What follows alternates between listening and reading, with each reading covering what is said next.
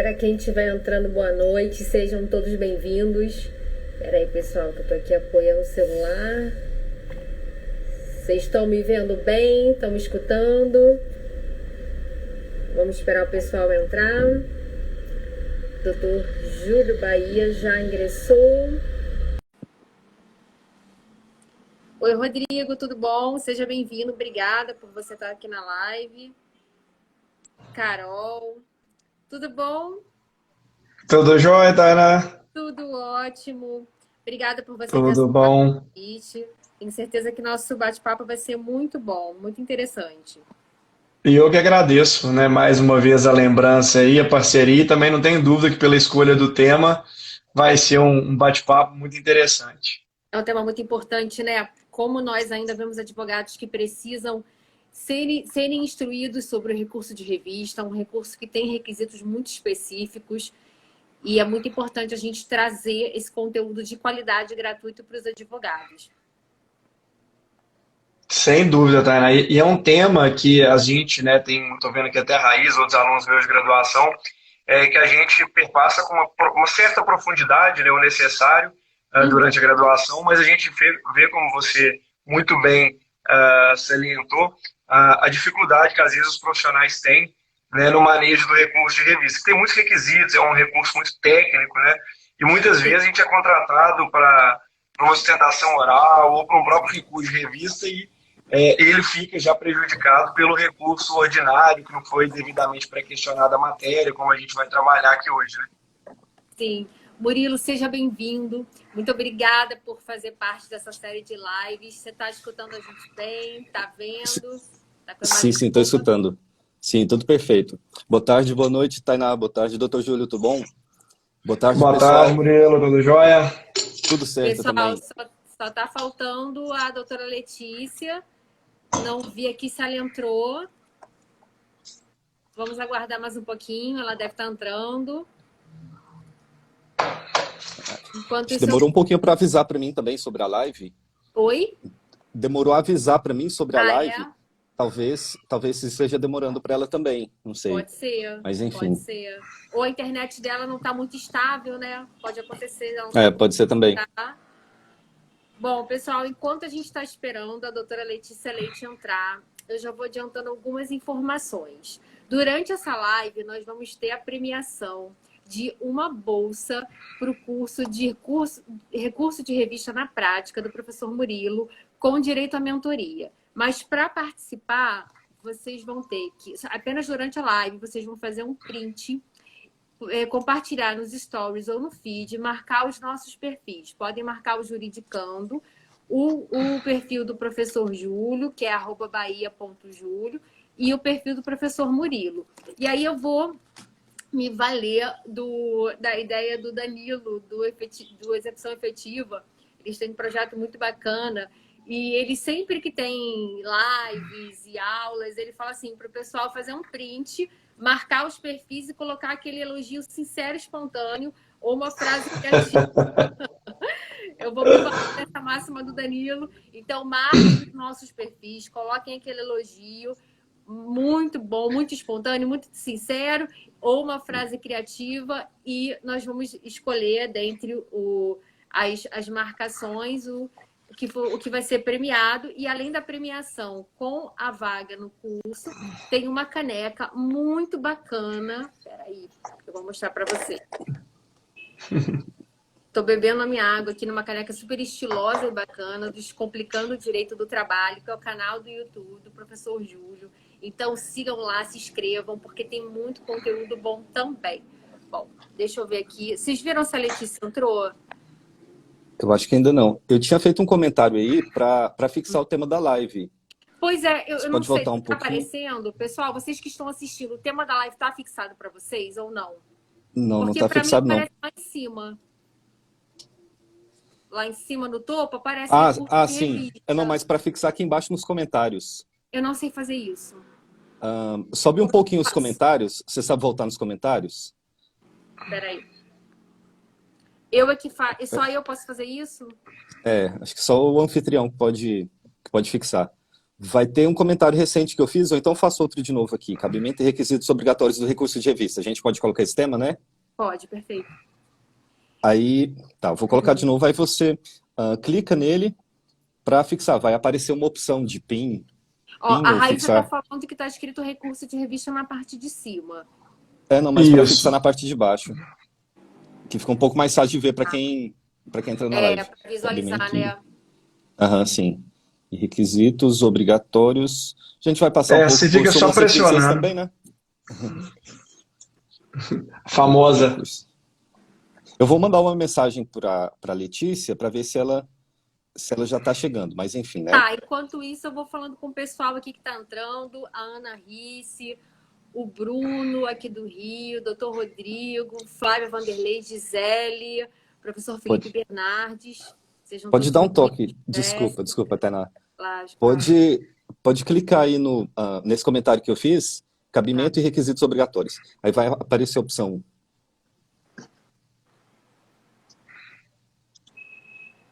Doutora Joana, seja bem-vinda. E não está aparecendo para mim. Ué, estranho.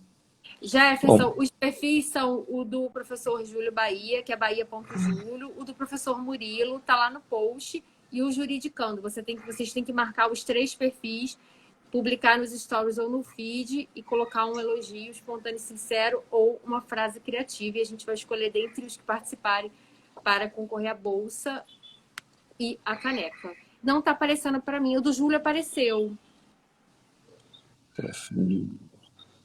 O comentário do Murilo também não tinha aparecido aqui para mim, não. Ué, que estranho. Não apareceu, só apareceu o do Júlio.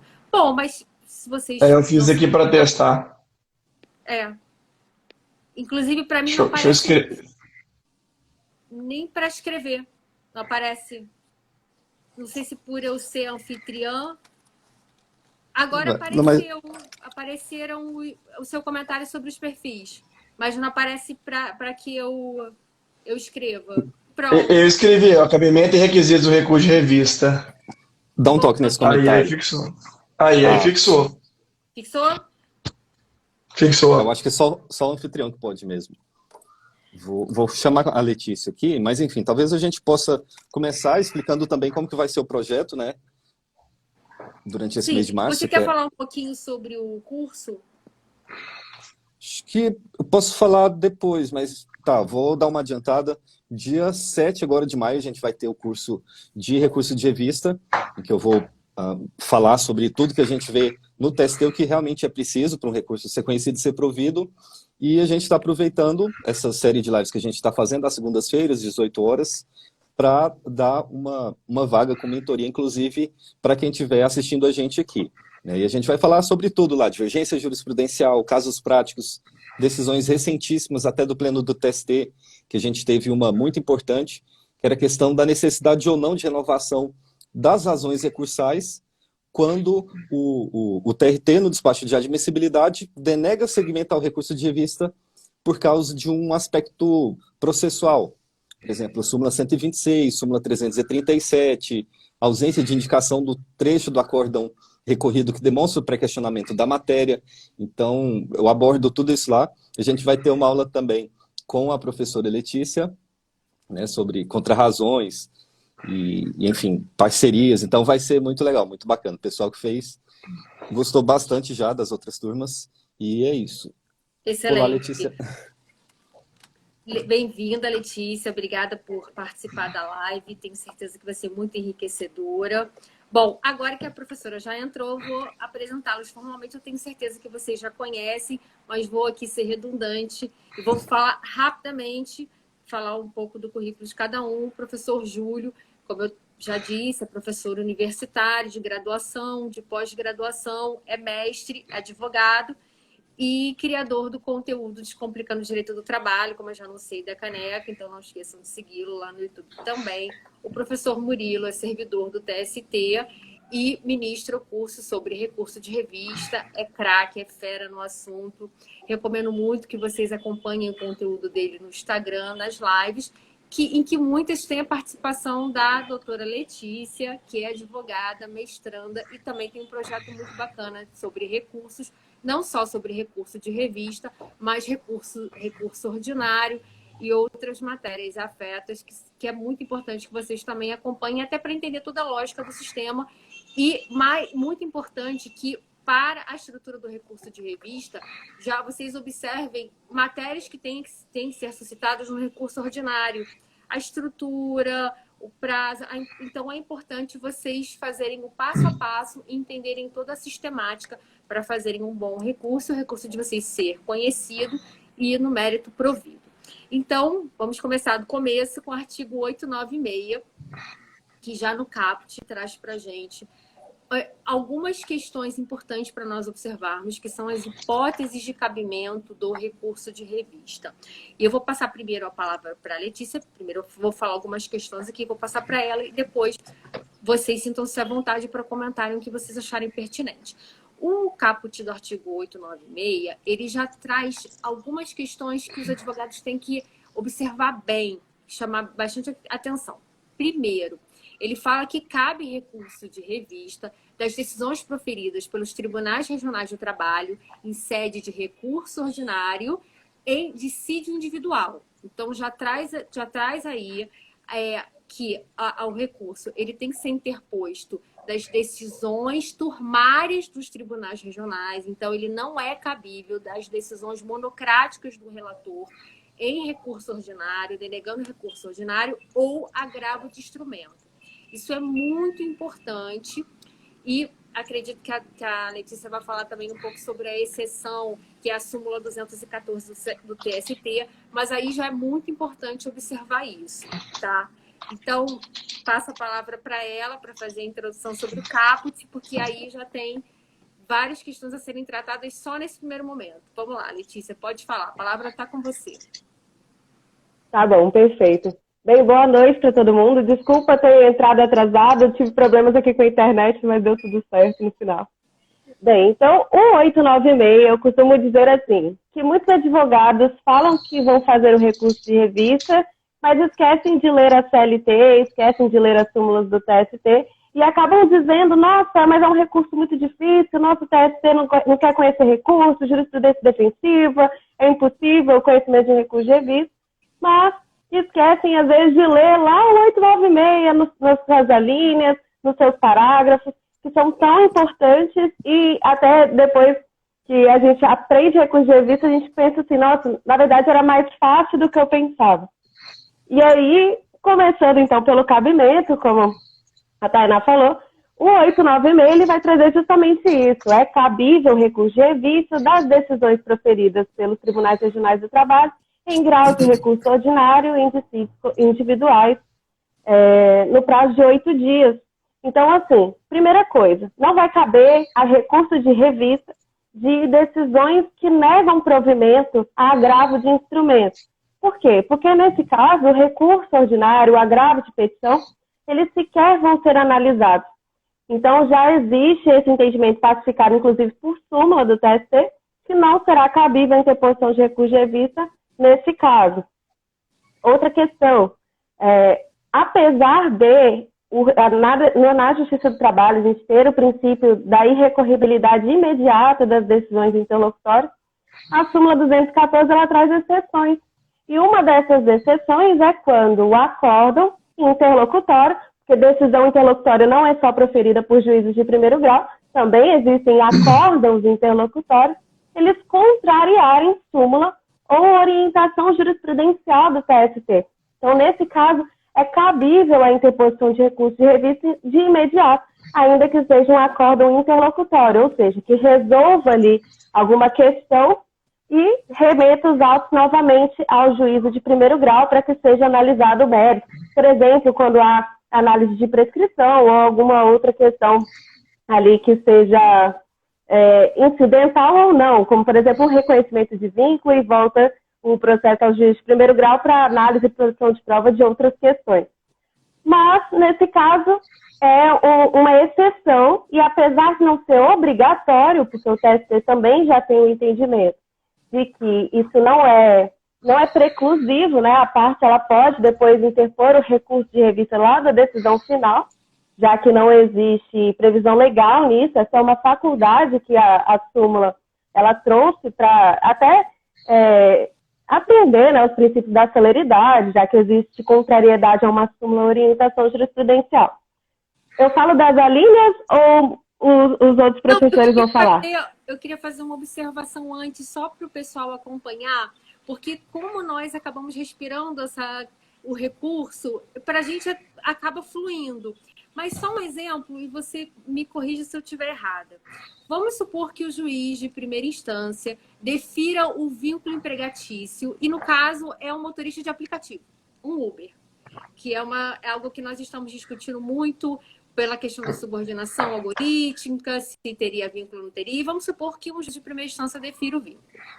E aí a reclamada interpôs recurso ordinário, e o relator, em decisão monocrática, ele reforma a decisão.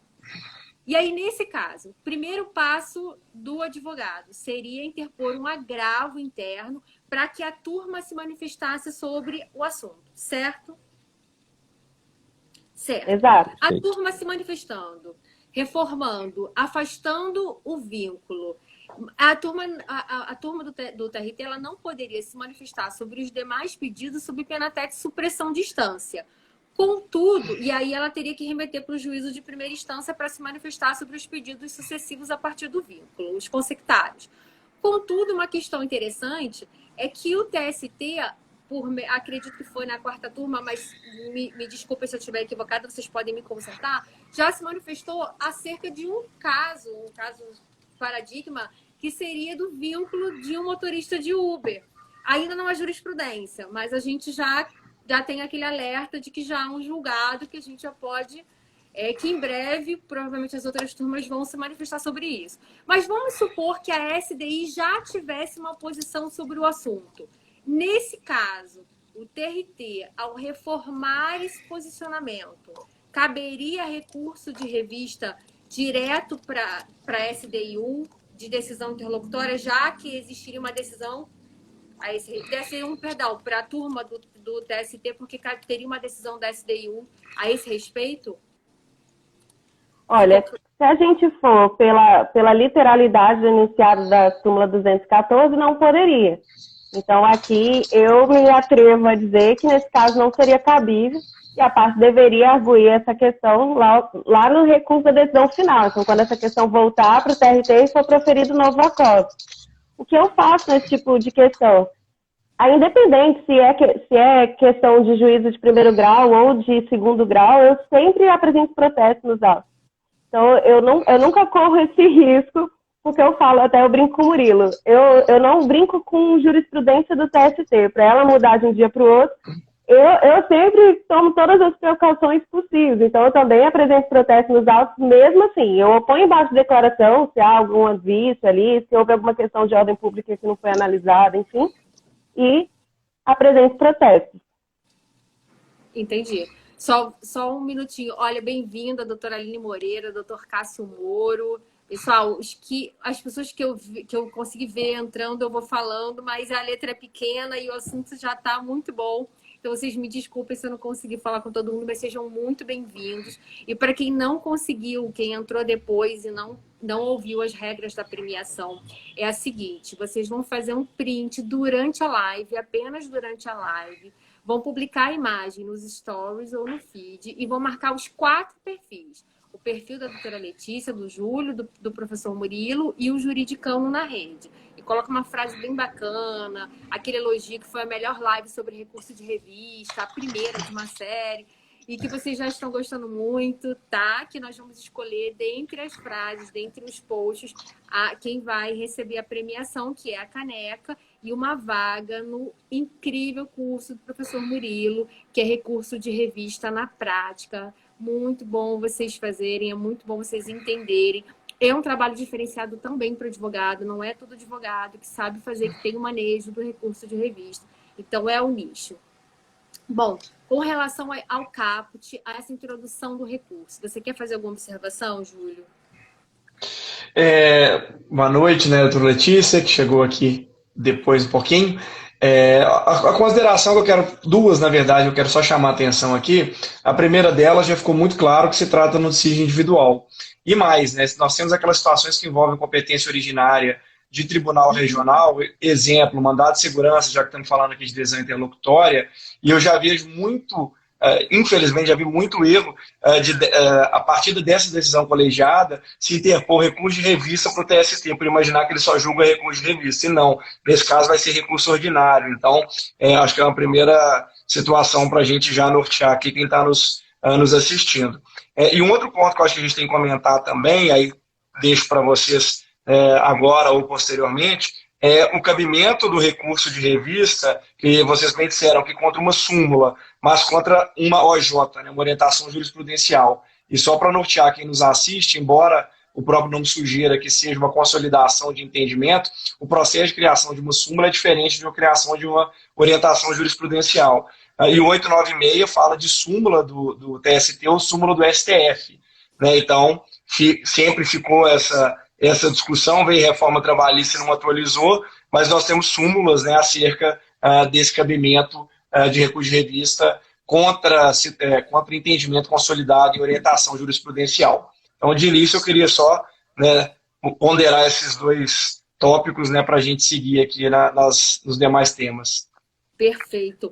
E, pessoal, nós acabamos não falando. O prazo do recurso de revista é de 8 dias e segue a sistemática, em geral, dos outros prazos trabalhistas. E só uma observação, complementando o que o Júlio falou, é que nós temos a OJ 219 da SDI 1, que ela admite a possibilidade do recurso de revista quando há violação ou orientação jurisprudencial. Só lembrando que essa OJ só é aplicável no caso de recurso ordinário. Porque no caso no rito ordinário, porque no caso de rito sumaríssimo, só existem 3 possibilidades da interposição do recurso de revista, que é violação à súmula do TST, violação à súmula vinculante do STF e violação literal à Constituição Federal. E no caso do recurso de revista ser interposto em fase de execução, a única hipótese é a violação à literal dispositivo da Constituição Federal, que mais para frente a gente vai falar, porque dá para a gente tentar manejar de uma forma que o tribunal não entenda que é uma violação reflexa ou uma violação indireta. Mas aí eu vou deixar mais para frente para a gente não atropelar a live. Murilo, com relação a esse início, você quer colocar alguma questão? Quer fazer alguma observação? Sobre aquele ponto do Uber, por exemplo, algumas semanas eu tinha feito uma pesquisa e eu vi que existem 7 recursos do TST que já houve a emissão de tese. E as turmas, eu estava até pegando a tabela agora há pouco, foram as turmas 3, 4, 5 e 8. Então, nós já tivemos 4 turmas que entenderam que não existe vínculo de emprego entre Uber ou Cabify, 99, enfim.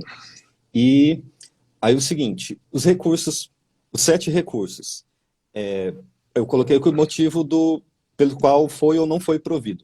Do reclamante estava mal aparelhado, então não transcreveu o trecho. Isso em dois agravos de instrumento, né? O advogado reclamante não fez corretamente ali.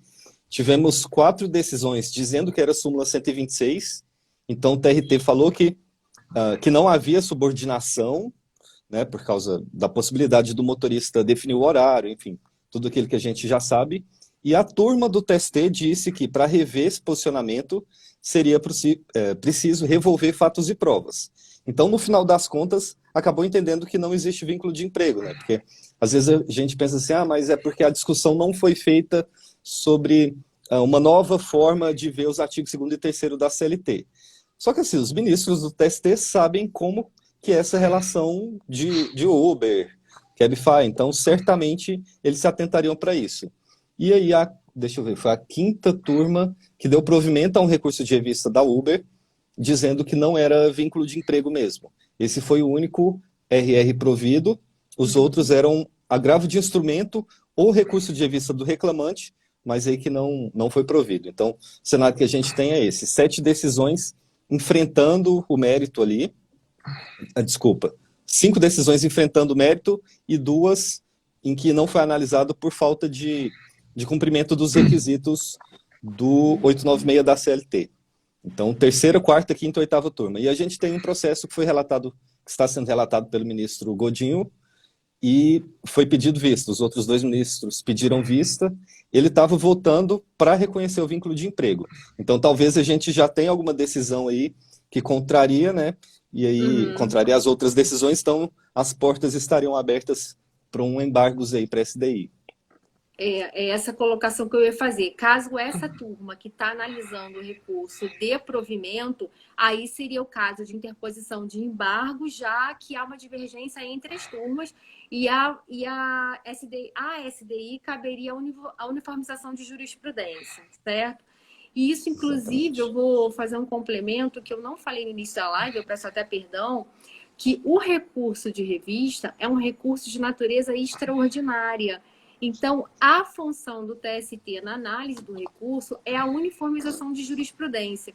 E é muito interessante que eu vou falar algo que é muito estranho para nós advogados, mas que é a lógica nesse tipo de recurso, que a função do TST não seria de fazer justiça. E para nós isso é muito estranho, porque como um recurso não teria a função principal de fazer justiça, mas é um recurso técnico que tem essa finalidade de uniformizar a jurisprudência até para trazer uma segurança jurídica para o jurisdicionado.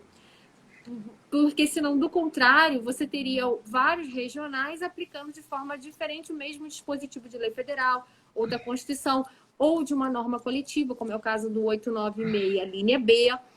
E, então, essa é a função, é um recurso de natureza extraordinária. E por isso que tem os pressupostos intrínsecos diferenciados de outros recursos, como o recurso ordinário, entre outros. Mas, enfim, passado o caput, vamos passar para... Tainá, você me permite só uma parte rapidinho, que se você falou do prazo, e eu acho que é importante, né, já que a gente está falando aqui de aplicação prática de interposição do recurso de revista, lembrar dois pontos. O primeiro, quanto ao prazo, é a súmula 385, que trata da comprovação quando o feriado é local. E eu já verifiquei esse descuido em inúmeras ocasiões, em que era muito comum, em quarta-feira de cinzas, o Tribunal Regional para onde o recurso de revista é dirigido, é endereçado, ser feriado naquele dia, e não se comprovar, né, que era feriado naquele local na quarta-feira de cinzas, então passa-se o primeiro juízo de admissibilidade e tem-se o segundo juízo de admissibilidade em intempestividade, na medida em que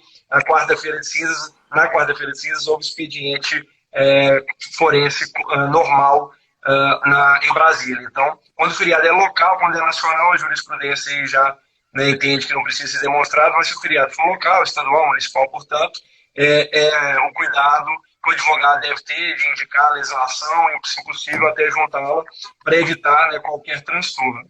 E o segundo ponto é só lembrar aqui, já que a gente está falando do caput, né, que assim como os demais recursos no processo de trabalho, o recurso de revista não é dotado de efeito suspensivo.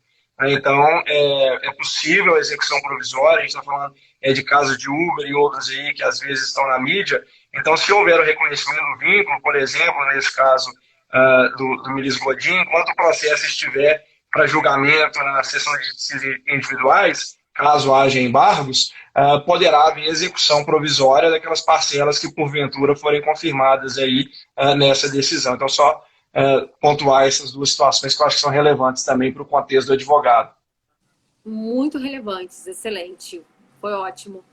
Então, passado o caput, vamos começar nas alíneas do 896, que tem muita coisa para ser falada ainda. Bom, 896, linha A, ele fala da primeira hipótese de cabimento do recurso de revista, que seria quando tribunais regionais diferentes conferem a dispositivo de lei federal interpretação diversa, ou quando há uma divergência, uma violação a uma decisão da SDI 1, ou súmula de jurisprudência do TST, ou súmula vinculante da STF. Bom, primeiro ponto importante a ser chamado a atenção. As decisões que conferirem interpretação diferente, elas não podem ser do mesmo regional, de turmas diferentes, elas têm que ser de regionais diversos. E também não pode ser entre turmas diferentes do TST, tem que ser entre o acórdão recorrido e uma decisão, um posicionamento da SDI 1, certo? Você, Letícia, vamos lá, vou passar a primeira bola para você. Quer fazer alguma observação sobre o 896A? Bem, primeira questão, né? A súmula 296 do TST, ela vai dizer que a divergência ela deve partir de fatos idênticos, não obstante a interpretação sobre um mesmo dispositivo legal. Gente, isso, de uma primeira, assim, quando a gente lê essa súmula, muita gente fala, nossa, é impossível então achar fatos idênticos, porque esse fulano sempre vai ser diferente de cicrano. Ou então, então é muito fácil, porque aí eu vou pegar lá, aí você acha na ementa, fala sobre adicional de periculosidade e deu provimento. Aí você olha o seu caso, não, é adicional de periculosidade e negou provimento. Então é igual. Gente, tomem muito cuidado com isso. Premissas fáticas, o que seria isso? Não é necessariamente a mesma função ou trabalhar no mesmo lugar. Não é isso que a súmula quer dizer. Ela quer dizer que os elementos fáticos que dão ensejo à interpretação daquela norma e à conclusão são bastante similares a ponto de serem considerados idênticos. Por exemplo, existe adicional de periculosidade. Então, os dois estariam submetidos eu falei periculosidade, né? Então, os dois estariam submetidos a inflamáveis, os dois estariam submetidos a, por exemplo, o seu caso, ele estava submetido a 10 minutos por dia, por exemplo, e o paradigma a 5 minutos por dia. E no paradigma foi dado adicional e no seu não. Olha, o paradigma estava, inclusive, submetido, exposto ao agente inflamável por menos tempo que eu, todos os dias, e foi deferido, no meu caso, não. Isso que quer dizer premissas fáticas idênticas. Não necessariamente ser exatamente, que também é muito relevante. Alguns casos, você vai encontrar questões mais genéricas que você pode fazer a contraposição de fatos, né? Não precisa ser tão específico, como, por exemplo, dano moral por ausência de fornecimento de EPI, né? E às vezes ali na decisão está dizendo, olha, tem direito ao dano moral porque não houve comprovação de fornecimento de EPI, então ficou exposto ao agente, insalubre ou periculoso, enfim, isso gera indenização. Nesse caso, não vai importar qual era o agente, o tempo de exposição, porque o acordo ele simplesmente diz, se não tem o fornecimento de EPI, existe indenização por dano moral. Então, tem questões que não precisam ser exatamente idênticas. Eu não sei se eu fui muito claro, mas eu sempre tento explicar de uma forma com exemplos para as pessoas poderem identificar melhor o que seriam essas premissas fáticas. Você dá uma dica na sua mentoria que eu acho sensacional. Gente, eu posso falar porque eu estou fazendo a mentorinha da Letícia, tá? E eu estou adorando.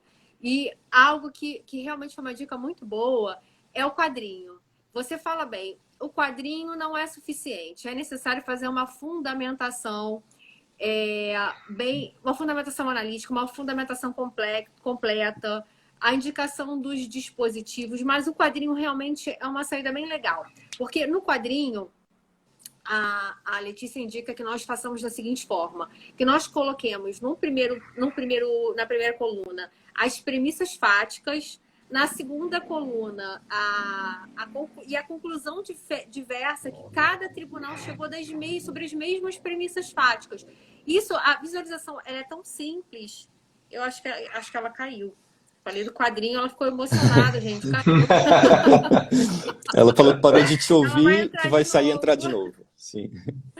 Pois é. E aí, eu realmente achei essa dica muito boa, porque é interessante colocar cada tópico com um artigo violado, que se tem por violado, e ao final, acho que ela indica que seja na conclusão, mas as premissas fáticas e a conclusão que cada regional teve. Até para que o tribunal não entenda que está havendo ali um reexame de fatos e provas, que, como bem o doutor Rodrigo Sá falou, é uma das súmulas que mais tranca recurso, que mais impede que os recursos cheguem realmente para serem analisados no mérito no TST, que é a famigerada súmula 126, que fala que não cabe no recurso de revista o reexame de fatos e provas, e tem similaridade à súmula 7 do recurso especial. Então, essa é uma forma de mostrar para o tribunal que você não está querendo ali rediscutir a matéria fática, mas apenas mostrar que há uma necessária, que o tribunal fale sobre, uniformize a jurisprudência, já que, com base nas mesmas premissas fáticas, tiveram uma conclusão diversa. Bom, deixa eu ver se ela entrou aqui. Aí o Rodrigo até comentou também os TRT2 e TRT15, ele deve estar falando sobre o 896, a linha B, que trata do cabimento do recurso de revista quando tribunais diversos houverem dado interpretação diferente no dispositivo de lei estadual. Nesse caso, o único estado em que eu vislumbro que pode ser suscitado o 896 linha B com base na interpretação diversa de lei estadual é São Paulo. Vocês vislumbram alguma outra hipótese? Não, é somente o Estado de São Paulo mesmo, exatamente por isso, TRT 2ª e 15ª região. E aí, se for uma lei estadual, por exemplo, do Tocantins e uma lei distrital, já não vai valer, porque os dois são o mesmo TRT 10ª região. Então, seria a ideia ao contrário. São estados diferentes, Estado e Distrito Federal, né? Mas o TRT que tem jurisdição sobre eles é o mesmo. Então, não vai haver a divergência jurisprudencial nesse caso. Né? Quanto você tinha falado lá, muito importante que você falou sobre decisões de turmas do mesmo TRT conflitantes. Aí o TST não vai decidir sobre isso. Isso é uma missão interna do tribunal. Eles que se resolvam lá dentro, roupa suja se lava em casa, a gente já tem o ditado, né? E a decisão de turma do TST também. Do mesmo jeito que a SDI é um órgão do TST que vai pacificar o entendimento das turmas, o mesmo raciocínio a gente leva para essas decisões conflitantes de turmas do mesmo TRT. Né? Então, para a gente ver, você está apresentando uma decisão de turma do TST no seu recurso de revista, serve como reforço de argumento, mas como fundamento jurídico para conhecimento do recurso, isso é lá para os embargos. Isso é um uso inadequado que acontece muito, muito, muito, bastante. E assim, como eu falei, não tem problema você apontar um acórdão como reforço de argumento, o acórdão de turma do TST como reforço de argumento. E já acontece muita coincidência de, por exemplo, até uma dica, na verdade, né? Você fazer uma pesquisa de todas as turmas do TST. Aí vai lá e quem for analisar o processo, o ministro e tudo mais, vê, tem um precedente recente meu aqui envolvendo essa mesma matéria. Fica até mais fácil para a pessoa até fazer a minuta do voto, enfim. Já vai chamar a atenção do julgador para isso, né? Mas não serve como fundamento jurídico para o conhecimento, para o processamento do recurso. É só para um argumento a mais, né? Claro que acaba dando um trabalho a mais fazer essa pesquisa, mas, enfim, é uma solução também. Tem uma outra pergunta muito importante que o pessoal faz. Quantas divergências eu tenho que apresentar no recurso de revista? Só basta uma, pessoal. É só cumprir o requisito de todos lá, de especificidade, tá? Tanto no 896, parágrafo 8º da CLT, quanto na súmula 296, e tem a questão da divergência ser atual, que está na súmula 333, e no parágrafo 7º do 896 da CLT também.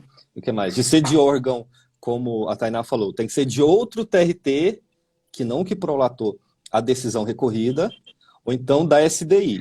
Que aí qual que é a ideia? É evitar constrangimento entre advogados. Vamos imaginar a seguinte situação. A doutora Letícia ainda não entrou, né? Mas, enfim. Vamos imaginar que... eu não posso advogar, né? Mas vamos dizer que a gente tem a Tainá na primeira região, o Júlio na terceira, a Letícia na 17ª.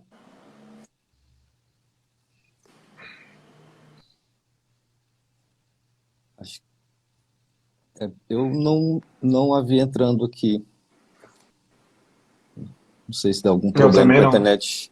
Vocês estão... Deu uma paradinha. Eu não sei se a internet de vocês ou a minha. Pessoal, vocês... Eu acho que foi a sua, mas tô te ouvindo de novo.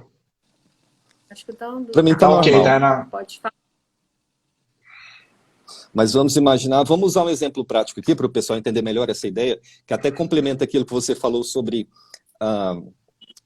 o TST não necessariamente fazer justiça. Pode ser que faça no caso concreto, mas o objetivo é o seguinte: não ter decisões conflitantes sobre o mesmo fato. Vamos imaginar que estamos nós quatro aqui, nós quatro advogaríamos, e aí tem um supermercado do Pão de Açúcar aí, que faz uma seleção, abriu uma nova filial, enfim, faz uma seleção, 4 irmãos se inscrevem, vão lá, são contratados, 1 ano depois, eles são transferidos para São Paulo. Ok, contratados no mesmo dia, teve a seleção, foram contratados, depois de 1 ano foram para São Paulo, e depois de 1 ano, um deles foi para o Rio de Janeiro, um deles para Minas, outro para o Espírito Santo e outro para Goiás. Ok. Vamos imaginar que esses 3 primeiros TRTs deferiram o adicional de transferência. E aí o da 18ª região, que é porque eu moro em Goiânia, né? Apesar de trabalhar no TST, até porque a gente está no teletrabalho, mas enfim. Digamos que só o TRT da 18ª região entenda que não existe direito ao adicional de transferência. E aí cada um desses trabalhadores procurou Um procurou a Tainá, da primeira região, terceira região, Júlio, 17ª região, a Letícia, e 18ª região, Murilo. E aí só eu que perdi essa ação. Aí vai ficar como se eu fosse o advogado ruim, né? Falar, nossa, mas o mesmo caso, a mesma situação, só que eu contratei um advogado ruim e ele não ganhou. Ah, tem os meus irmãos lá ganharam no Rio, em Minas e no Espírito Santo.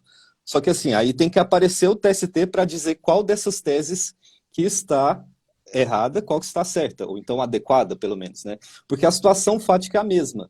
E aí, como que situações idênticas vão ter soluções diferentes? Isso tira a credibilidade do Poder Judiciário, e aí advogar vai virar loteria também. Você não vai ter segurança, né? Ainda mais com honorários sucumbenciais. Você vai falar, nossa, mas... Entendeu? Então, essa é a principal ideia da divergência jurisprudencial. Ou então, além de você mostrar decisões diferentes entre TRTs, você mostra também que tem um TRT que não está seguindo o entendimento da SDI. A SDI é hierarquicamente superior às turmas do TST, já firmou um posicionamento e mesmo assim o TRT não segue. A gente tem alguns exemplos, por exemplo, eu não sei se... Eu não vou falar o nome de um dos alunos não, mas ele tem uma dificuldade no TRT dele que o pessoal não costuma seguir muito alguns entendimentos bem pacificados do TST. Então ele tem vezes que a juização rescisória, outros é recurso de revista. Se ele tiver aí, ele vai saber quem que é. Mas enfim, é para não ter esse tipo de problema, entendeu? Tipo de até constrangimento, né? Como é que você vai explicar para o cliente? Nossa, mas é porque não é culpa minha, é entendimento do tribunal. Então tem que ter uma solução para isso, né? Com certeza. Agora, 3 pontos que eu vi aqui o pessoal comentando, vou voltar um pouquinho sobre a fala do Júlio, com relação aos processos de competência originária do TRT, em que ele bem ressaltou que não é possível a interposição de recurso de revista das decisões denegatórias, no caso, mandado de segurança, ação rescisória, que seria o recurso ordinário. Não é possível, nesse caso, aplicar o princípio da fungibilidade, porque se entende que é erro grosseiro, pessoal. Então, vamos observar isso, tá? E outras 2 questões é com relação aos pressupostos extrínsecos do recurso. A tempestividade nós falamos aqui, que é o prazo de 8 dias para interposição. As custas, elas só são recolhidas uma vez, a não ser que haja majoração da despesa em segunda instância. Aí é necessário haver uma complementação de custos. Mas se for o mesmo valor, só se recolhe uma vez. E no caso do depósito recursal, vocês têm que observar o valor da condenação, se for o caso de ser um processo de natureza condenatória, tiver uma sentença com natureza condenatória. Então, o teto do preparo do depósito recursal que vocês farão vai ser o valor da condenação. Então, se já houver um depósito recursal em segunda instância para o recurso ordinário, só observem a diferença, tá? Então, vamos agora para os pressupostos intrínsecos do recurso e vamos começar a tratar o 896, parágrafo 1º-A, inciso 1º, que fala sobre o trecho da decisão recorrida. Para ser conhecido, tem que consubstanciar o pré-questionamento da controvérsia. Pré-questionamento. Dá para fazer uma live só sobre isso, não é, Murilo? O que é o pré-questionamento? Como funciona? Para que serve? Bom, digo o seguinte, que o objetivo do recurso de revista é demonstrar que o acórdão do TRT está errado, que o posicionamento que ele adotou na decisão é inadequado. Então, ele precisa, obviamente, ter que se posicionado sobre aquela questão jurídica, dependendo fática também. Tudo bem que não pode revalorar fatos e provas, mas dependendo do caso, não é uma questão só jurídica, é uma questão que envolve fatos também. E aí ele tem que ter se posicionado para você poder dizer se aquilo está certo ou está errado. Então, deixa eu procurar um exemplo. Horas extras. De repente, o TRT falou o seguinte, olha, eu entendo que o reclamante faz jus ao pagamento de horas extras porque ele trabalhou mais do que 8 horas por dia. Aí, ok, não fala mais nada. E você vai no recurso de revista e diz assim, não, o acordo individual escrito, ele é válido para banco de horas. Aí, ok, a sua tese está correta. Só que o TRT não falou nada sobre isso. Ele tinha que ter se manifestado sobre o acordo individual escrito ser válido ou ser inválido para banco de horas. Na decisão que ele tomou, Ele só falou que o reclamante trabalhava mais do que 8 horas por dia. Então, não foi pré-questionada a tese a respeito do banco de horas poder ser feito por acordo individual escrito. Então, como eu falei, ele tem que ter se posicionado para você poder atacar aquele posicionamento. Você não pode defender algo que não foi discutido no TRT. Então, basicamente, essa emissão de tese, né? Pelo TRT. A gente tem a súmula 297 que fala isso. Considera-se pré-questionada a matéria quando o TRT se posiciona sobre aquilo. Basicamente isso, né? E tem só uma... Vou voltar só um pouquinho. Tem uma pergunta do Luiz Fernando sobre a atualidade da divergência jurisprudencial. E ser atual não quer dizer que o acórdão paradigma tenha que ser recente, correto? Correto. A gente tem a súmula 333, o artigo 896, parágrafo 7º, que não fala nada sobre data. É bem comum o pessoal perguntar também, de quanto tempo para cá que a jurisprudência é considerada atual? E aí não tem a ver com esse fator cronológico com o tempo, tem a ver com o posicionamento que o TRT adotou. Vamos dar mais um exemplo aqui. Se a gente tem uma decisão de 1999, de um TRT dizendo que o artigo 384 da CLT, que é aquele que fala sobre os 15 minutos antes das mulheres prestarem horas extras, né, que foi reformado. E o Júlio pararam. Não, mas nós estamos te ouvindo. Não, acho que é a sua, Tainá. Nós estamos ouvindo o Murilo, tá beleza. É Aí a melhor Letícia... 4G? Esse horário é fogo, né? Eu acho que muita gente acessando. Mas tá travando muito pouco, Tainá. Pelo menos para nós aqui, para mim, tá super tranquilo. Então tá. Pois é, exatamente. Vamos tentar. Para mim tá travando pouco também. Mas, enfim, vamos lá, então. Uma decisão de 99 de um TRT, dizendo que o artigo 384 da CLT foi recepcionado pela Constituição de 88, essa é uma decisão atual. Por quê? Porque o posicionamento do TST é exatamente isso. Já não tem mais essa discussão lá. Tudo bem que o artigo foi revogado, mas só para a gente usar como exemplo aqui, né? E aí, se a gente encontrar uma decisão da semana passada de um TRT dizendo que o artigo 384 não foi recepcionado, essa decisão não vai ser considerada atual para fim de divergência jurisprudencial. Por quê? Porque o TST já decidiu tanto essa questão que, apesar de não ter simulado, já está pacificado do tribunal essa recepção do artigo. Então, a decisão foi da semana passada, mas o entendimento que está nela, o posicionamento que está nela, já foi ultrapassado pela jurisprudência do TST. Essa que é a ideia da súmula 333, principalmente, né? E às vezes o pessoal fala, nossa, mas eu encontrei uma jurisprudência perfeita aqui e o meu recurso não foi provido. Aí aquela coisa assim, né? O provimento do recurso não é um prêmio porque você achou uma decisão divergente. Você vai falar lá, olha, TST, meu TRT adotou esse posicionamento. Eu achei uma decisão divergente. A gente não pode ter decisões divergentes, tem que pacificar isso aqui. Diga qual das teses está correta. Então, essa que é a ideia da divergência jurisprudencial. Aí o TST pode vir e falar, não, realmente, são posicionamentos contrários, mas o posicionamento da decisão recorrida, ele é o correto. Então, vou conhecer por divergência jurisprudencial, mas no mérito vou negar provimento. Então, é basicamente isso. Entendi. E essa indicação do trecho do parágrafo 1º-A, inciso 1º, significa que o advogado ele pode transcrever apenas a ementa, ele transcreve o capítulo todo, ele transcreve o acórdão todo. O que você orienta que o advogado faça para que não caia algum óbice de que o tribunal entenda que escreveu demais ou escreveu de menos? O que você orienta que os advogados façam? Olha, esse é um dos motivos que mais barra também, junto com a súmula 126, apesar de que tem diminuído nos últimos tempos. Mas a questão da indicação do trecho, por quê? É algo um pouco psicológico que eu vejo de alguns advogados, porque o que tem? Como que é a estrutura de alguns acórdãos? É o seguinte, o TRT que gosta de escrever muito, ele narra tudo o que aconteceu. Fala assim, na petição inicial aconteceu isso, na contestação aquilo, na audiência teve isso, a sentença decidiu aquilo, recurso ordinário, e vai contando. Aí começa a fazer a fundamentação dele. Aí o advogado vai falando assim, não, vou pegar só o que me interessa aqui, que é para o TST reformar a decisão ao meu favor. Aí pega, bom, a sentença que foi reformada. O advogado vai lá e fala, olha, TST, a sentença tinha reconhecido a prestação de horas extras, o adicional de insalubridade aqui, então estou indicando o trecho.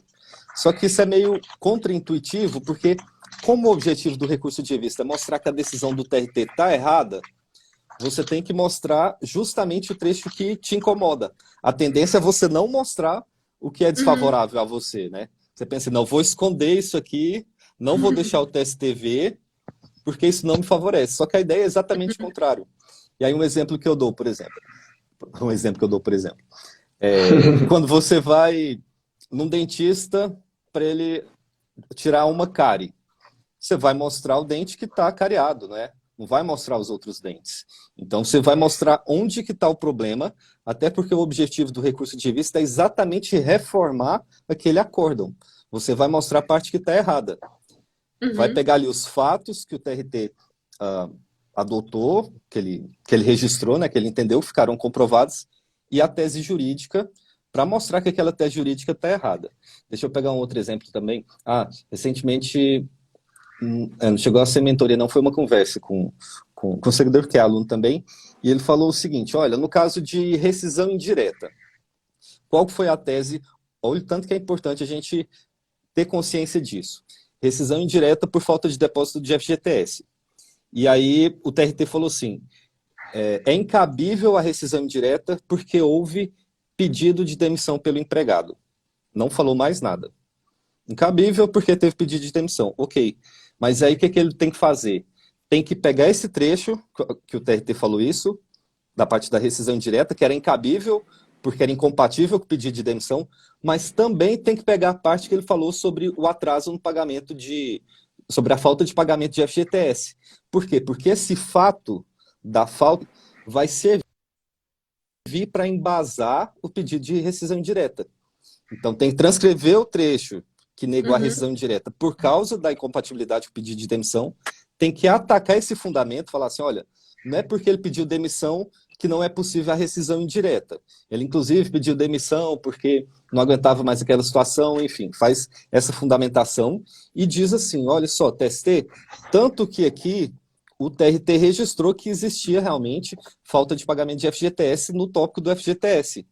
Mas e se o TRT não registrou isso? Aí você tinha que opor embaixo de declaração, né? Tinha que ter falado, olha, tudo bem, o TRT entendeu que é incompatível por causa do pedido de demissão. Ok, aceito, só que eu preciso que seja registrado se o TRT entendeu que havia ou não falta de pagamentos, porque eu preciso que isso seja pré-questionado, que esse fato seja pré-questionado para eu poder interpor recurso de revista. Você não vai tentar mudar a decisão do TRT. Vai falar tranquilo, calmo, lá, não, preciso desse fato aqui, tudo bem, entendo. Mas registra aí para mim se teve ou não. Perfeito. Porque esse exemplo. Agora, nesse mesmo exemplo que você deu, se o TRT não fala nada sobre pedido de demissão, ele fala apenas que entende que o não recolhimento de FGTS não configuraria falta grave suficientemente para ensejar a rescisão indireta. E aí caberia ao advogado interpor embargos de declaração para pré-questionar a matéria fática e também jurídica, porque o tribunal pode dizer que não há omissão. Inclusive, alguns acórdãos já vêm com alerta de que ele não é obrigado a tratar todos os pontos da fundamentação e que o manejo de embargos de declaração vão ser entendidos como recurso, não recurso, mas um ato protelatório ao exercício da jurisdição passível de multa. E mesmo assim o advogado, acho que seria salutar entrar com a ED para ter esse pré-questionamento, para sanar essa omissão, certo? Dependendo de como o acórdão tiver escrito, se ficar em controvérsia, e aqui é uma dica que eu aprendi lá em 2014, quando eu entrei no tribunal de um amigo meu que tomou posse como juiz sexta-feira agora, é uma dica que a gente não vê em todo lugar também. É o seguinte, a SDI tem entendimento que se uma matéria for incontroversa, você pode considerar isso no seu recurso de revista. Eu peguei uma decisão, acho que 2020, sobre esse assunto, que eu não tinha encontrado ainda, a gente usava desse artifício, vamos chamar assim, para resolver os processos, porque tinha casos em que o TRT não deixava muito claro se aconteceu ou se não aconteceu. O ideal, como a Letícia falou, que ela gosta de ser prudente, o ideal é que você oponha embargo de declaração, porque pode ser que quem for analisar o processo no TST não tenha conhecimento sobre isso. Isso facilita bastante, porque senão a gente vai ter que ir lá na petição inicial, e na contestação para ver se ficou em controvérsia ou não. Ah, Murilo, isso é revolvimento de fatos e provas? Não, não é revolvimento, porque o CPC diz lá que não precisa. Quando a matéria foi em controvérsia, não precisa de fazer provas sobre aquilo, né? E aí, para resolver o processo, a gente considera que é em controvérsia, que a gente não vai adivinhar também. Aí tem que ir nos autos. Mas eu não aconselho você confiar nisso. Eu aconselho você opor embaixo de declaração para que o TRT deixe claro se ele constatou que houve ou não a falta de pagamentos do FGTS. Isso facilita bastante o trabalho lá no TST e te ajuda, né? Pô, não custa nada também. Vai lá, põe embaixo de declaração. Normalmente os EDs são julgados rapidamente, né? Eu trabalhei em TRT durante o ano também e a gente tinha um prazo de 5 dias mesmo lá. O desembargador cobrava bastante da gente, né? Então... E outra questão bem importante, a meu ver, é que a violação tem que ser específica e o advogado tem que apontar bem, porque, vou dar um exemplo aqui, responsabilidade civil. Por vezes o advogado ele pode até mencionar algum artigo da Constituição, no caso da administração pública, ele vai mencionar o 37 parágrafos, vamos supor que se trata de relações entre particulares, aí ele pode mencionar, dizer que houve violação ao arbitramento do valor, ou a própria não entendeu que houve nexo de causalidade, enfim, e só mencionar algum artigo do Código Civil ou dizer que viola a parte, o capítulo de responsabilidade civil do Código Civil. Não, ele não aponta especificamente qual seria a violação àquele dispositivo. Isso também é bem importante, né, Júlio? O que você acha? Exatamente, Tainá. Quando o Murilo estava falando aqui, eu fui fazendo até algumas anotações, que eu acho que tem alguns pontos, né, que são absolutamente relevantes. Então, ele está falando aqui do ED, e ele é fundamental, eu comungo do mesmo entendimento, eu também, na dúvida, prefiro pecar pelo excesso. E lembrando, né, muitas vezes eu já vi até embargos, dizendo, olha, embargos pré-questionatórios. É muito comum isso na praxe, mas tecnicamente os embargos de declaração são para sanar omissão, contradição, obscuridade ou para sanar algum erro material. Então, se o acordo não é explícito, né, embora o motivo da sua interposição, vamos assim dizer, seja para pré-questionar, tecnicamente, ali você tem que apontar uma omissão. Né, e aí a tese, como propriamente diz a CLT, ela tem que ser absolutamente explícita no acórdão. E aí eu gosto de voltar um pouco antes, que era que eu estava até comentando acho, com você aqui no início da live, da importância do recurso ordinário bem feito para o sucesso do recurso de revista. Porque se você não levou a questão ao tribunal via recurso ordinário, então lá vocês estão falando aqui da indenização por dano moral, responsabilidade civil, enfim, se lá já não está suscitada toda a questão jurídica e fática, como o tribunal vai se pronunciar sobre ela? E aí, se você posteriormente tenta isso via embargo de declaração, obviamente isso não vai ser analisado porque vai ser inovação. Né? Então, a construção de um recurso de revista, ele começa muito antes da sua interposição, né? Não só com ED, mas também ou com recurso ordinário e contra razões também muito bem delineadas e que você aponta as eventuais violações. Né? É muito importante dizer também a respeito das contrarrazões que às vezes as pessoas desdenham e afirmam o desembargador não vai ler, não serve para nada. Não é bem assim, mas ainda que fosse, partindo dessa premissa equivocada, ela tem esse condão do quê? De levar essa matéria ao TRT. Por óbvio que tem um efeito evolutivo em profundidade, né, que a gente sabe disso, ou seja, toda a matéria que já foi discutida na primeira instância, os desembargadores têm o poder, né, de decidir, inclusive até sobre fundamento diverso. Então eu queria só trazer outro ponto aqui, além do pré-questionamento, que é justamente esse que eu acabei de mencionar. Pode haver uma violação que surgiu no acórdão. Ela não existia antes. Então, se a violação surgiu ali no acórdão, entende-se que a situação já está pré-questionada. Você não precisa questionar novamente. Mas, como você e Murilo já bem disseram, e sendo prático, o que tem que estar delineado ali no acórdão, o fundamento jurídico contra o qual você vai se insurgir. Então, olha, estou suscitando isso, não foi ventilado no acórdão um caso de embargo de declaração. Olha, o tribunal aqui invocou uma tese diferente, eu entendo que ela viola determinado preceito, e aí, né, você vai avaliar no caso concreto. E só para finalizar aqui essa minha parte, o Tainá, e também como eu tinha te dito, eu vou precisar deixá-los aqui, que eu tenho que lecionar às 19 horas, né? Já está aqui chegando no horário. Mas só falar rapidinho do preparo, que você mencionou a importância do preparo e alguns requisitos. Só chamar a atenção para dois pontos, ainda mais que a gente está em época de pandemia, que muitos empregadores e quem advoga para empregador está com uma certa dificuldade na interposição desse recurso. Os parágrafos 10 e 11 do 899, né, que trata da isenção e da possibilidade do recurso à metade. Né? Então, quem é microempresário, empresa de pequeno porte, entidades sem fins lucrativos, podem recolher o depósito de execução à metade, e o importante é a metade do que eles têm que depositar, não é metade do valor da tabela do TST. Então, se ele teria que depositar, vamos supor, 8 mil, né, ele vai ter que depositar pelo parágrafo 9, metade desse valor. E ele ficará isento se for, né, beneficiário da justiça gratuita, que eu particularmente discordo muito, mas está aí na CLT, se for uma entidade filantrópica ou empresa em recuperação judicial. Então, só para fazer essa menção aqui do 896.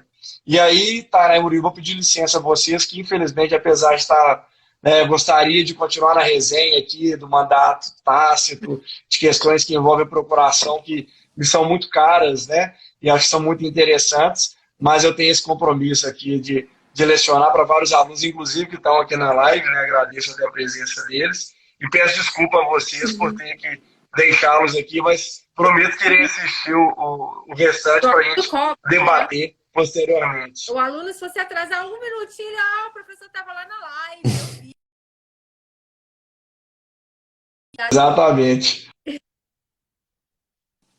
Bom, muito obrigada pela o Brian, o pessoal está aqui. Foi excelente a sua contribuição. Sinta-se sempre convidado para produzir conteúdo para o Juridicando, para as próximas lives. Só tenho a te agradecer e depois vamos fazer aquela avaliação da premiação, tá? Boa aula para você. Obrigada. Combinado, Tainá. Eu que agradeço o convite, a parceria aí do Juridicando.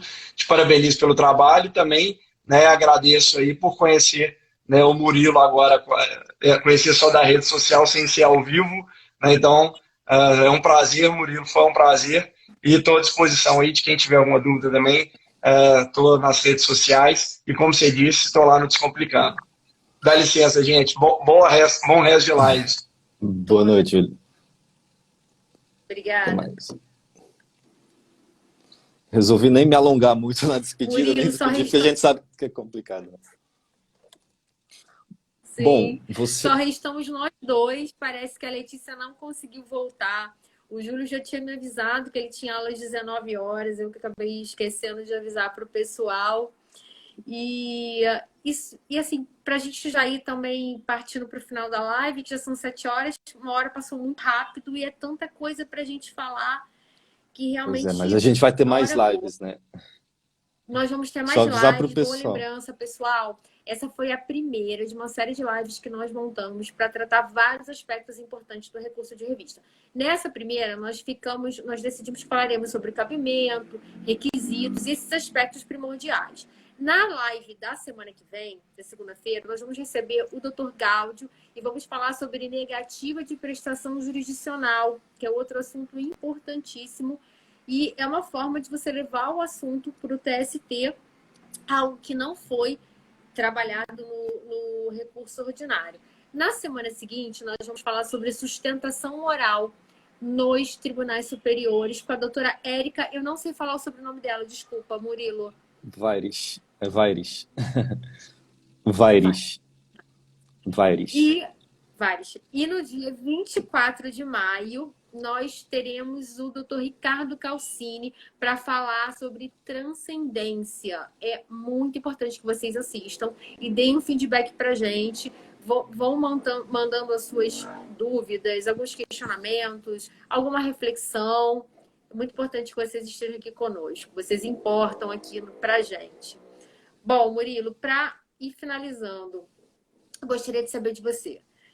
Um dos requisitos do recurso é indicar de onde foi extraído o acórdão paradigma. Indicar se foi extraído de um repositório oficial de jurisprudência. E eu queria saber de você se é possível, para que o advogado preencha esse requisito, se ele pode entrar no site do regional do acórdão paradigma e baixar em PDF o acórdão com o código de autenticidade. Se isso já bastaria para atender esse requisito, ou se ele precisa juntar o acórdão e colocar o link. O que você pode falar para a gente sobre isso? Realmente tem alguns problemas também em relação à comprovação da existência da divergência jurisprudencial. Na prática, por que isso é preciso? Porque tem alguns advogados que vão lá, trocam a ementa, colocam um posicionamento mais favorável do que realmente foi, né, na decisão. Então, acaba que a gente tem que fazer essa dupla checagem. Tem que ver lá o que ele pega e ir lá no Diário Eletrônico da Justiça do Trabalho também, ou ir no site do TRT e colocar lá esse código de autenticidade que você falou para ver se a decisão é aquela mesma. É a mesma lógica, na verdade, que tem no caso de indicação do trecho que demonstra o pré-questionamento. Só voltando um pouquinho, porque às vezes pode ser que o TRT usou 2 fundamentos para negar provimento ao seu recurso ou para dar provimento para o recurso da outra parte, certo? E aí a pessoa vai lá e pega só um desses fundamentos, indica só o trecho desse fundamento. Mas assim, se você não combate esse segundo fundamento, ele ainda permanece lá na decisão. E aí vai ser um motivo suficiente para manter aquele posicionamento do acórdão. Então é preciso transcrever, por exemplo, todos os fundamentos jurídicos que o TRT usou como razões de decidir. E aí, às vezes, a gente pode olhar no recurso de revista, só tem um deles. Então a gente tem que voltar no acórdão, né? Quem analisa o processo acaba tendo que fazer isso. Não é a ideia da lei, mas acaba tendo que ir lá. Às vezes acontece também, eu já peguei algumas vezes isso, de estar no recurso de revista um trecho com a mesma matéria, só que quando vai ver, esse trecho não equivale ao trecho do acórdão mesmo. Às vezes é um modelo do escritório, que a pessoa copiou e esqueceu de mudar, enfim, acontece. Então a gente tem que fazer essa checagem. Do mesmo jeito, a gente tem que fazer a checagem da existência da divergência jurisprudencial. Tem que ter sido publicado numa fonte oficial, normalmente Diário Eletrônico da Justiça do Trabalho, e esse é um dos meios mais efetivos, você colocar data de publicação. É a data de publicação, não é data de julgamento, não é data de assinatura, que acontece às vezes, e nem deve colocar somente onde ele foi publicado, porque acho que é o Jus Brasil que tem muito isso. Algumas ementas não, algumas têm lá data de publicação, dia tal, Diário Eletrônico. Mas a maioria só fala que foi publicado numa data, ou então, eu acho que no Jus Brasil não fala onde foi publicado, né? Só fala a data. Se não me engano é isso. Mas enfim, chegam vários acordos. Data, eu acho que sim. Mas alguns eu já vi. Não é repositório oficial, né? Tem esses 2 problemas, mas se tiver no Jus Brasil, mas você colocar a data de publicação no Diário Eletrônico da Justiça do Trabalho, aí vale. E não vale você simplesmente colocar aquela URL trt2.jus.br barra, e aí aqueles códigos que até hoje eu estava analisando um processo que era justamente isso. Fonte oficial, trt, sei lá, 15.jus.br. A URL, esse endereço tem que ser completo. Não basta ser esse jus.br. Só que assim, a súmula 337, salvo engano, no item 4, a linha D, salvo engano é essa, mas enfim, está na súmula 337. Diz que mesmo se você indicar o site, você tem que colocar a data de publicação no Diário Eletrônico da Justiça do Trabalho. Então acaba que não tem muito sentido colocar só a URL, né? Aí eu confesso que eu não sei por que tem isso. Deve ser só para cair em prova de OAB, de concurso, alguma coisa nesse sentido. Sim. Tem algumas coisas assim. Tem isso também, né? O doutor Rodrigo tá falando que Jus Brasil não tem a data do DJE. E o doutor Rodrigo, ele é craque em recurso de revista. Então, eu tô vendo aqui que ele tá colocando várias observações importantes, várias contribuições, porque ele é fera no assunto. E só o último advogado aí do Rio também. Ele é aqui do Rio. Ele é aqui do Rio. Uma observação, em algum momento você falou sobre se seria necessário o advogado anexar vários acórdãos paradigmas, e eu acho isso até um pouco preocupante, porque você tem que indicar que são as mesmas premissas fáticas que embasaram essa divergência com base nos outros acórdãos paradigmas. E será que o advogado vai conseguir fazer essa prova com base em 2, 3 acórdãos paradigmas? Eu tenho um pouco as minhas dúvidas. Então, acho que se encontrar um bom, que as premissas fáticas sejam idênticas, se baseia nesse e faz um bom trabalho somente nesse, para não acabar correndo esse risco. Porque tem algumas Eu vou dar alguns exemplos também, mas assim, só para a gente fechar, para ficar mais clara essa questão da publicação. O suficiente, e o que eu acho mais fácil até para advogado, é procurar a data de publicação no Diário Eletrônico, né, colocando o número do processo, vai lá no regional, coloca o número do processo, vê quando foi publicado no Diário Eletrônico. E também, assim, pode ser uma opção, não é obrigatório fazer os dois, mas eu faria os dois. Data de publicação no Diário e usaria essa alternativa que você deu também. Pegar o PDF, baixar lá no site do TRT, ou então no site do TST, se for acórdão da SDI, e pegar esse PDF com o código de autenticidade, que aí quem estiver no TST vai ter condições de ir no site, colocar o código de autenticidade e conferir se é aquilo mesmo. Até nos TRTs fica embaixo, né, do PDF, o código de autenticidade, e no TST fica na lateral do acórdão. Então, é bem mais fácil do que você copiar, pegar a cópia e fazer a declaração de autenticidade, que o outro advogado pode falar, não, isso aí não é autêntico, e aí você tem que comprovar que existe, né? Pegar um carimbo, a certidão do TRT, então é muito mais fácil você pegar essa data de publicação do Diário Eletrônico ou juntar a íntegra, né, no PDF. Então isso é o suficiente, o resto dá muito mais trabalho. E aí, sobre a questão da especificidade, né? Olha só, a gente tem que ver o que está sendo discutido no processo. Por exemplo, danos morais são exemplos bons, assim. Atraso reiterado no pagamento de salários. Por mais de 3 meses. A gente sabe que o TST entende que, se for mais de 3 meses de salário atrasado, existe direito aos danos morais presumidos, em ré ipsa. Ok. Você acha uma decisão de outro TRT falando que o caso de atraso no pagamento das verbas rescisórias gera dano moral? Isso não vai ser específico, porque uma coisa é atraso no pagamento de salários e outro verbas rescisórias. Mas aí, digamos que no seu caso, eu já vi um caso assim, o reclamante teve 3 meses de salário. E aí você pega um acórdão de outro TRT dizendo, olha, aqui nesse caso, o empregado teve 6 meses de salário atrasado. Aí a gente tem que pensar, ponderar, para ver se essa diferença de 3 meses e 6 meses, se ela justifica a gente considerar que não é específico. Porque assim, qual que é o parâmetro? Pega o parâmetro do TST. Atraso no pagamento por mais de 3 meses. Gera danos morais. Se a gente achar um acórdão dizendo que é 6 meses, 6 meses também é 3 meses ou mais. Né? Então aí não teria relevância essa diferença. Agora é diferente, por exemplo, deixa eu ver uma outra situação. Adicional de periculosidade, que foi o exemplo que a Letícia dava, né? Na decisão que você está recorrendo, imaginamos que é um empregado que trabalha com motocicleta. E aí ele teria direito ao adicional de periculosidade por isso. Só que o TRT indeferiu a periculosidade. Aí você pega um outro acórdão de outro TRT que fala que, no caso de um empregado frentista de posto, trabalha exposto a condições perigosas, então tem direito ao adicional de insalubridade. O que a gente pensa? A gente pensa, as duas estão falando de periculosidade. Então é a mesma coisa, é específico. E aí a gente entra, não, a questão que está sendo discutida nesses casos é diferente. Uma coisa é trabalhar com motocicleta e a outra é trabalhar como frentista no posto. É diferente. Você não vai exigir tanto assim, é porque nesse caso aqui a motocicleta era da marca tal, no outro caso a motocicleta era da marca tal.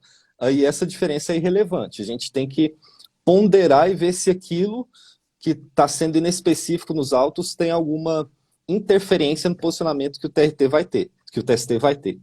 Porque assim, a gente nunca vai ter duas situações específicas, né? Duas situações idênticas. Idênticas. Né?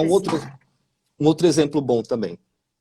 Adicional de periculosidade. Fazer uma observação, Murilo? Desculpa, antes de você claro. prosseguir, sem querer cortar seu raciocínio, mas só para complementar, é por isso que é muito importante que os advogados eles não olhem apenas a ementa. Porque nesse exemplo que você deu da periculosidade para o motociclista e da periculosidade para o trabalhador em posto de gasolina, pode ser que a ementa seja igual. Adicional de periculosidade e preenchimento de requisitos e cabimento. Aí o advogado vê, eu vou usar porque a ementa é igual. Mas as premissas fáticas são diferentes e aí você não pode utilizar daquele acórdão paradigma, já que se trata de caso diverso do seu. Então, é muito importante que o advogado realmente... Por isso que eu até fiz a observação da importância de se escolher, a meu ver, um acórdão paradigma. Porque já é difícil você identificar os fatos muito similares, eu não vou dizer idênticos, mas muito similares ao seu, quanto mais e mais de um acórdão. E aí, a meu ver, teria que se identificar em cada acórdão a divergência, trabalhar todos os dispositivos violados, as premissas fáticas, por que o paradigma entendeu diferente do acórdão recorrido. E é muito mais trabalho para o advogado e a chance de erro, a meu ver, é muito maior. Sim, somente um já é suficiente. Então, sendo bem trabalhado, até aquela questão de tempo, né? A gente sabe que o advogado sofre muito com tempo, com prazo, tudo mais. Então, para que ficar se dando mais trabalho, sendo que um é suficiente, né? Aí a Edna tinha perguntado sobre a publicação das próximas lives. Eu vou publicar no meu perfil também, mas também a Tainá vai publicar, né, no perfil Vou dela. publicar no feed. E essa live também vai ficar salva, tá, pessoal? Eu não sei se o pessoal tinha tirado o print, mas mesmo que não tiver tirado, e ainda que o Júlio e a Letícia não estejam aqui, continua valendo aquela... não é promoção, né? Aquela ideia que a gente falou de a premiação de marcar nós 4 e concorrer à vaga aí no curso, né? Tem um elogio voltando... bacana. O elogio bacana do Murilo, que ele é nota 1000, explica muito bem, vai ajudar muito a gente. E aí, na premiação, vocês estão concorrendo a uma bolsa do curso, recurso de revista na prática, ministrado por ele, e uma caneca bacana do canal do Júlio, do YouTube Descomplicando Direito do Trabalho. Sigam também o canal do YouTube do Juridicando, porque, por enquanto, nós estamos enviando as lives para o canal, mas em breve nós teremos vídeos lá. Então, vai ser um conteúdo bem legal, bem importante. Bem-vindo, Fachada. Doutor Rodrigo Sá, obrigada por você estar aqui acompanhando, nota 1000. Bom, tem mais alguma questão? Murilo, quer fazer encerramento? Mais alguma consideração? Eu acho que eu só vou encerrar o exemplo que eu estava dando então, e aí o resto a gente vai deixar para as próximas lives, né? Tá ótimo. A questão da especificidade pessoal realmente tem muita dificuldade. Dá um exemplo da OJ 385, da interpretação da OJ, que fala sobre adicional de periculosidade, novamente, nos casos em que é o seguinte, existe aquele gerador de energia que precisa de óleo diesel e tudo mais, normalmente fica no subsolo dos prédios. E aí, digamos que tem uma pessoa trabalhando no 10º andar, e aí vai pedir o adicional de periculosidade. Eu lembro que o primeiro processo que eu fiz sobre isso era uma bancária, uma empregada bancária que pediu periculosidade.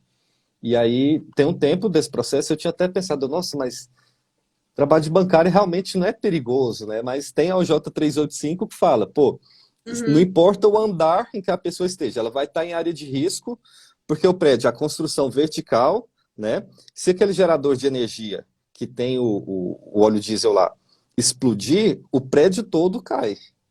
Então, a pessoa trabalha em condição perigosa porque ela está trabalhando nos pavimentos que estão acima do gerador de energia. Beleza. E aí a gente tem uma decisão de TRT que fala a empregada trabalhava no 4º andar e por isso não estava na área de risco e indeferiu o adicional de periculosidade.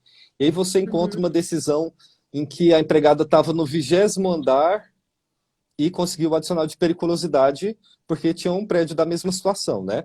Com esse gerador de energia lá embaixo. E aí não vai ter diferença essa questão de trabalhar no 4º andar ou no 20º andar, porque isso não influencia em nada a decisão do TST. Isso não tem capacidade de modificar algum entendimento. O que importa é que os dois, a situação específica dos dois trabalhadores estarem numa construção vertical em que existe o gerador de energia lá no subsolo que pode explodir.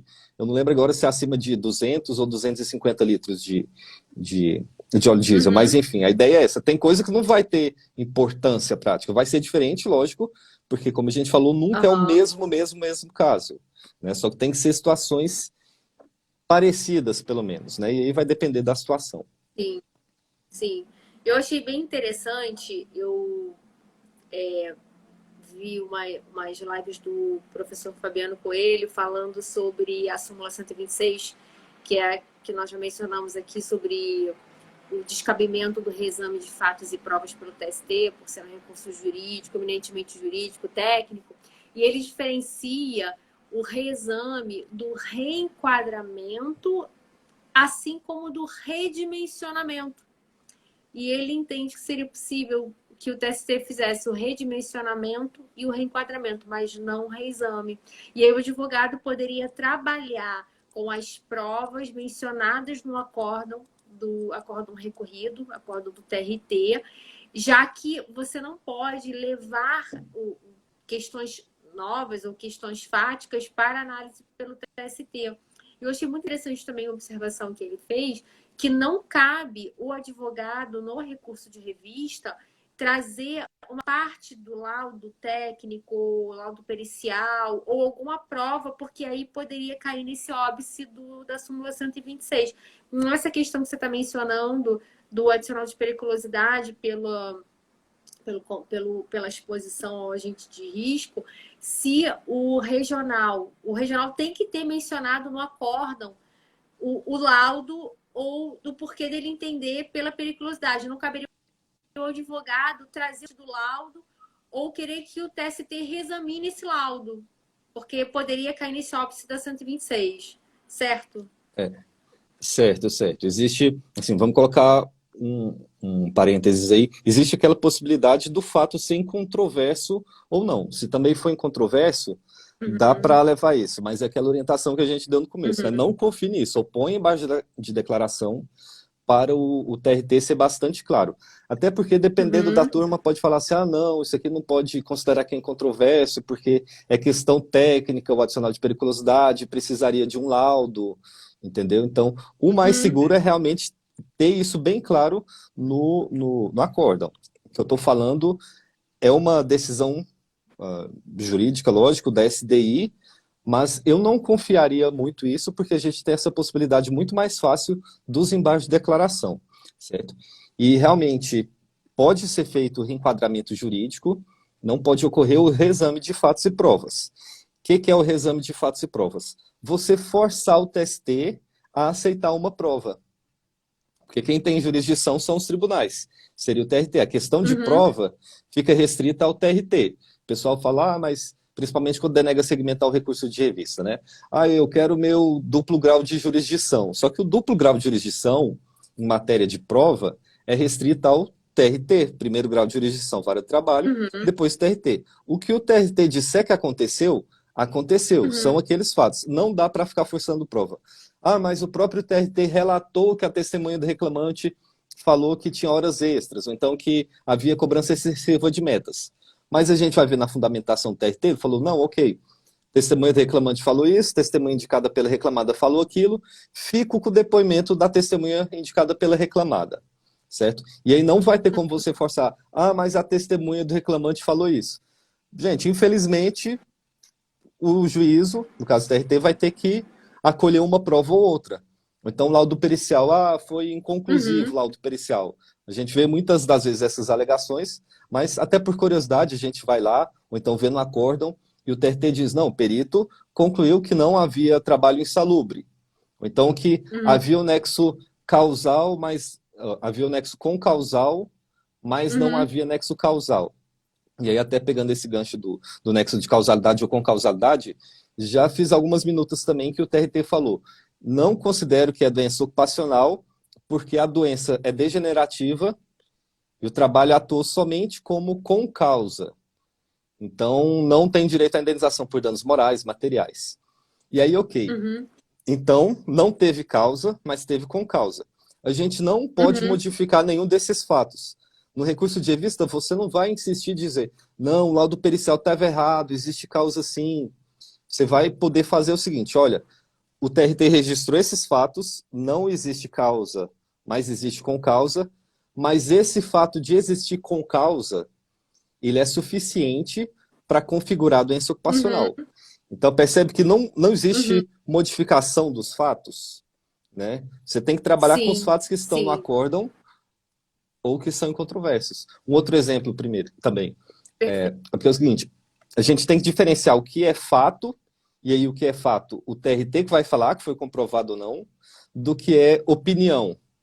Porque o TRT também pode falar assim, olha, a falta de instalações sanitárias, falta de concessão de instalações sanitárias, banheiros, né?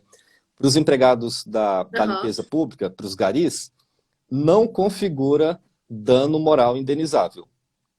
E aí, Uhum. assim, vai ser uma opinião do TRT. Você vai falar para o TST, TST, olha aqui o que o TRT disse, que a falta de instalações sanitárias não acarreta dano moral.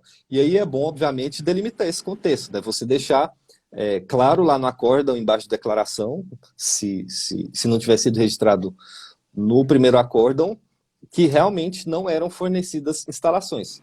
Porque às vezes o TRT pode falar assim, olha, eu não vou nem analisar se existiu ou não instalações sanitárias, porque eu entendo que esse fato não gera dano moral. Se não gera dano moral, eu não vou perder meu tempo analisando se tinha ou não. Entendeu? Aham. Então é bom, porque pode ser que dependendo da tese, do jeito que ele Uhum. escrever, não fique tão claro. Aí chegando no TST, você vai falar, pô, falta de instalações sanitárias gera dano moral. Aí o ministro fala assim, não, mas o TRT não registrou que não eram concedidas as instalações sanitárias.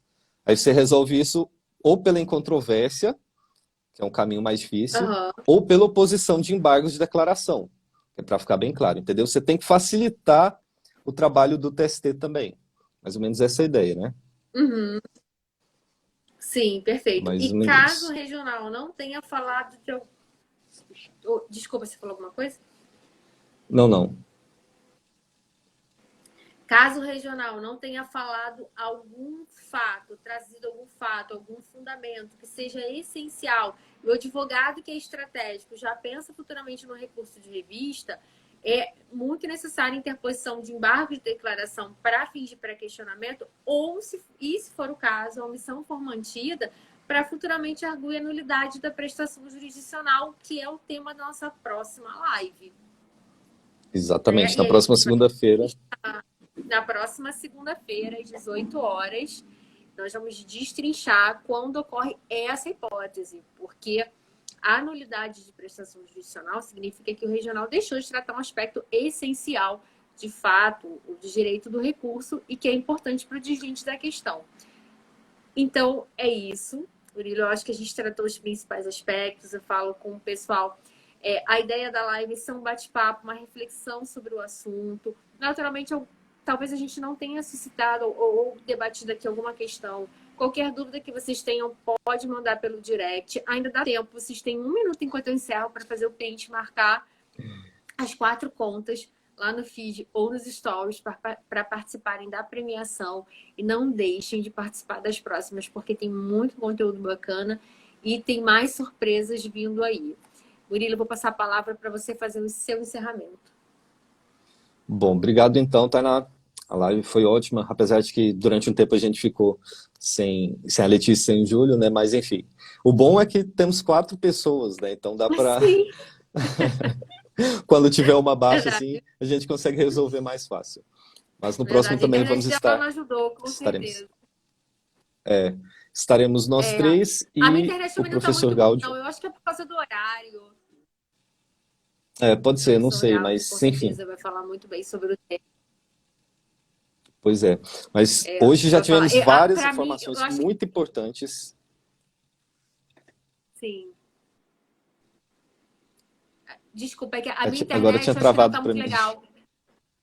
Pois é, e quando você fala, ele trava, mas eu acho que é a minha internet que não tá boa. É complicado por causa do horário, muita gente acessando, também tem muita live, pode ser isso. Mas, enfim, eu Vamos ver. agradeço Bom, muito a sua participação. Já virei sua fã, sigo lá o seu Instagram, acompanho seu conteúdo, muito bom. E agradeço muito por você ser um novo parceiro do Juridicando. E a gente se não, vê na bom, obrigado próxima por segunda, tudo, viu, pessoal. Tainá? Boa Nada. noite, Pessoal, muito pessoal. obrigada por todos que participaram, ficaram até aqui com a gente. Rodrigo, Raíssa, Sônia, Sidney. Sidney, para participar, você tem que fazer um print. Você vai ter 1 minuto enquanto eu falo, print aqui da nossa live, marcar os perfis do professor Júlio, juridicando, do professor Murilo e da professora Letícia Leite. Se vocês tiverem Qualquer dúvida coisa, manda dos mensagem pra perfis, gente sobre os perfis, pessoal. perfeito. E para tirar a dúvida dos perfis, vejam lá no post da live, no feed do Juridicano, também tá no perfil do professor Murilo e façam um elogio, coloquem uma frase criativa, porque nós vamos escolher pela criatividade, tá? Ou pelo elogio sincero. Se for aquele elogio maravilhoso, melhor live sobre recurso de revista, já tem chance. Doutora Flávia Exatamente. Vanderlei, né? Pessoal, é isso então. Vou fechar aqui a live, vai ficar salva aqui e lá no YouTube. Sigam por lá também. Um abraço para todos. Murilo, obrigada. Então, segunda-feira que vem a gente se vê. Tá bom, tchau, tchau. Até segunda que vem. Tchau, bom descanso. Você também, obrigado.